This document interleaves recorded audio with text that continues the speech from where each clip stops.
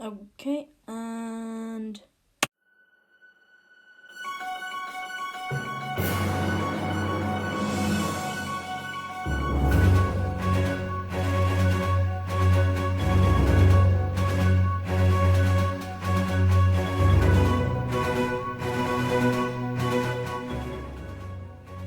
Hello. What's going on here?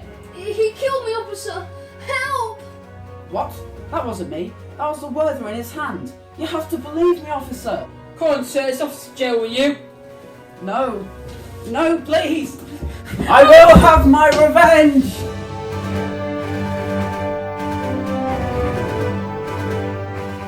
Hello, and welcome back to Historic News.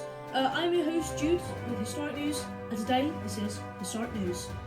Today we're going to be taking a trip to a local museum, to a newly opened exhibition about the Suffragettes. So before we go any further, over to me. Thank you, Mick. This is our tour guide. What did you say your name was? Craig. Okay. You look kind of familiar. Do I know you? Of course not. I've never been the presenter for religious news in my life.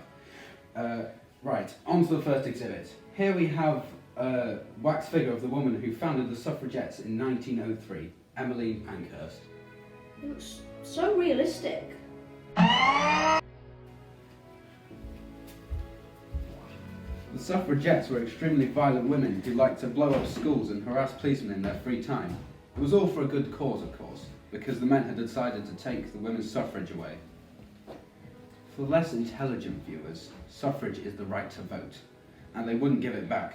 So for years, the Suffragettes, as well as other women's suffrage campaign groups, campaigned to get women their rights back. Some groups, such as the Suffragists, used more peaceful options, like using petitions and trying to get their members into Parliament. However, people paid more attention when the Suffragettes started blowing stuff up. They did loads of crazy stuff, such as tying themselves to fences, going on hunger strike, and one person, Emily Davison, attempted to attach a Votes for Women banner, coloured with the memorable green, white and purple, onto the King's horse, whilst it was speeding around a corner at 30 miles per hour. Flawless plan. How did that go? Well, she died in a coma 3 days later. Cameraman, get that video up now. The King's horse in this unhappy incident is running third from last.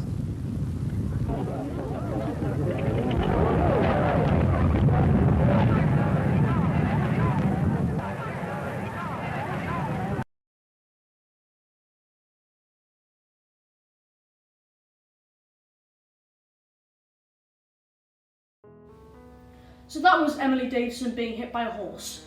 My old boss would have laughed at that. Yeah, I would have. What? Nothing. I'm definitely not Chris. Right, on to the next topic. In 1913, the suffragettes decided to shut up shop for a bit so we, as a country, could help in the war effort to fight the Germans.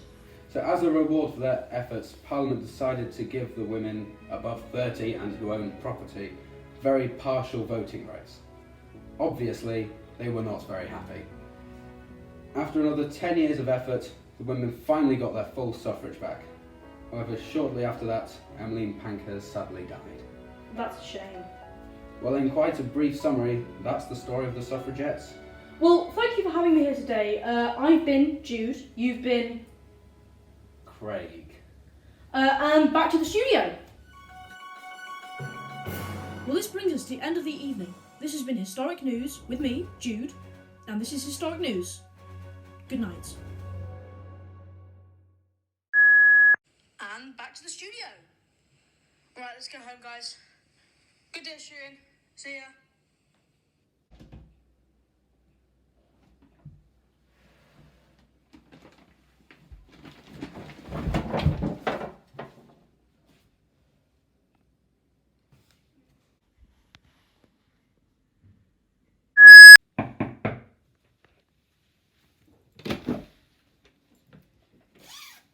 Jude Aism, Hitsy Christian.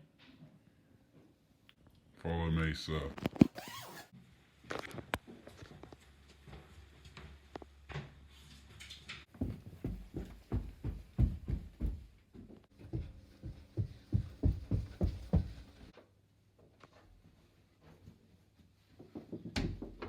Chris. Chris?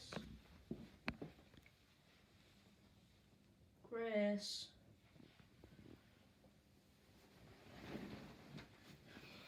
He's escaped. Alert! Alert! Inmate number 489 has escaped. I repeat, inmate number 489 has escaped.